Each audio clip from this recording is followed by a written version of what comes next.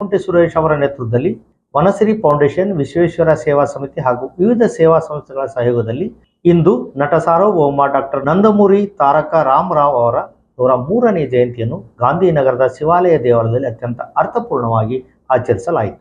ಈ ಕಾರ್ಯಕ್ರಮದಲ್ಲಿ ಶಿವಾಲಯ ದೇವಸ್ಥಾನದಿಂದ ಗೊರೆಬಾಳ್ ಕ್ಯಾಂಪಿನ ರಸ್ತೆಯವರೆಗೂ ಸಾಲು ಸಸಿ ನೆಟ್ಟು ಹಾಗೂ ಶಿವಾಲಯ ದೇವಸ್ಥಾನದ ಬಳಿ ಪಂಚವಟಿ ಸಸಿಗಳನ್ನು ನೆಡುವುದರ ಮೂಲಕ ಗೌರವ ಸಲ್ಲಿಸಲಾಯಿತು. ಪ್ರತಿದಿನ ದಿನಪತ್ರಿಕೆಗಳನ್ನು ಮಳೆ ಚಳಿ ಎನ್ನದೆ ಮನೆ ಮನೆಗೆ ಹಂಚುತ್ತಲೇ ಓದುವ ಬಡ ಯುವಕರಿಗೆ ಉಚಿತವಾಗಿ ಸೈಕಲ್ ವಿತರಣೆ ಮಾಡಿ ಶಿಕ್ಷಣಕ್ಕೆ ಆಸರೆಯಾದರು. ಜೊತೆಗೆ NTR ಅಭಿಮಾನಿಗಳಿಂದ ರಕ್ತದಾನ ಶಿಬಿರ ನಡೆಯಿತು.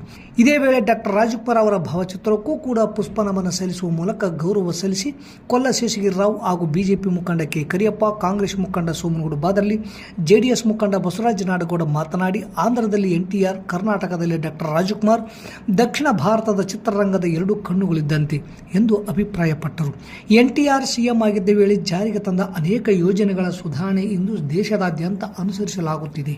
ಅವರ ಹೆಸರಿನಲ್ಲಿ ಸಸಿ ನೆಟ್ಟು ಪೋಷಿಸುವುದು ಅಖಂಡ ಭೂಮಿ ಫೌಂಡೇಶನ್ ಅಧ್ಯಕ್ಷ ನೆಕ್ಕಂಟಿ ಸುರೇಶ್ ರವರು ಮಾಡುತ್ತಿರುವುದು ಉತ್ತಮ ಕಾರ್ಯವಾಗಿದೆ ಎಂದರು. ಈ ಸಂದರ್ಭದಲ್ಲಿ ಡಾಕ್ಟರ್ ಚನ್ನನಗೌಡ, ಡಾಕ್ಟರ್ ಶರಣಬಸವ, ದೇವಿರೆಡ್ಡಿ, ಅರಣ್ಯ ಅಧಿಕಾರಿ ಬಸನಗೌಡ ಹಳ್ಳಿಪುರ, ಕಮ್ಮವಾರಿ ಸಂಘದ ಅಧ್ಯಕ್ಷ ಬುರುಗುಪಳ್ಳಿ ಶ್ರೀ ಹರ್ಷ, ತಾಲೂರಿ ಸುಬ್ಬರಾವ್, ಅಮರೇಗೌಡ ಮಲ್ಲಾಪುರ್, ಲಯನ್ಸ್ ಕ್ಲಬ್ ಅಧ್ಯಕ್ಷ ವೆಂಕಟೇಶ್ ಹಾಗೂ ವಿಶ್ವ ಹಿಂದೂ ಪರಿಷತ್ ಪದಾಧಿಕಾರಿ ಶ್ರೀನಿವಾಸ್, ದೇವಸ್ಥಾನದ ಪದಾಧಿಕಾರಿಗಳು, ಹಿರಿಯರು, ಯುವಕರು ಉಪಸ್ಥಿತರಿದ್ದರು.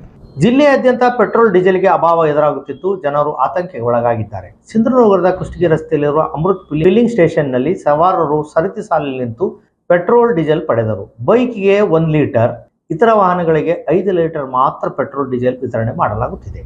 ಮೇ 12ರಂದು ಸಿಂಧನೂರು ಶಹರ ಪೊಲೀಸ್ ಠಾಣೆ ವತಿಯಿಂದ